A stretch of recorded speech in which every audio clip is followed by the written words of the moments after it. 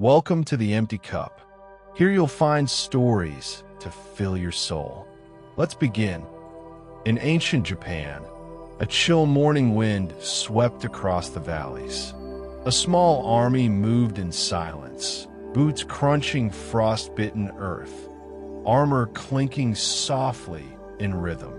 They were outnumbered 10 to 1, yet they marched forward, not with confidence, but with questions hanging like mist in the air. At the front rode their commander, Nobunaga, a warrior known not just for his victories, but for the impossibility of them. On the horizon, their enemy waited, vast, organized, confident, a force 10 times their size. Their banners filled the sky like a rising tide. Nobunaga's men could see them, and in that moment, fear tightened its grip. But Nobunaga did not stop for fear. He stopped for something else. Midway to the battlefield, he dismounted and stepped toward a small, ancient Shinto shrine tucked into the woods. The trees leaned in as if listening. He bowed. He prayed. No one heard his words. But what happened next would echo louder than any battle cry. He returned to his army, calm, steady, in his hand a single coin. Without a word of explanation, his presence quieted the crowd. Then, with a firm gesture, he raised the coin high. It was clear.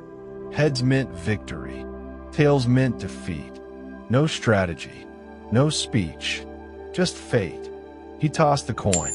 The coin turned and glinted in the sunlight, dancing between fate and fortune, and landed, heads up. The soldiers erupted as if struck by lightning. Their fear vanished, replaced by fire. What moments ago felt like suicide now felt like destiny. They charged, not because they had the advantage, but because they believed they couldn't lose. Steel clashed, arrows flew, dust filled the sky, and somehow, impossibly, Nobunaga's men emerged victorious. That night, around dim fires and bloodied armor, the battle behind them, one of Nobunaga's men whispered what they all were thinking. No one can change the hand of destiny, but Nobunaga only smiled. In his hand was the coin. Both sides were heads. What changed the battle wasn't luck. It wasn't the gods. It was belief. Nobunaga didn't throw that coin to leave things to fate. He threw it to remove doubt. He understood something many leaders don't. That fear is contagious, but so is conviction. His coin toss was a trick, yes, but not one of deceit. It was a design, a spark, a tool to transform mindset. Because the greatest shift doesn't happen in battle.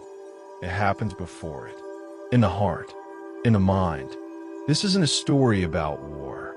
It's a story about how we frame what we face, and how sometimes what we call destiny is really just confidence disguised as fate. So the next time you're outnumbered by your doubts, remember, you don't need certainty. You need momentum. And sometimes all it takes to create that is a coin with heads on both sides. Thanks for watching. If the story spoke to you, come back anytime. Subscribe to join us for more quiet wisdom and fresh cups to fill.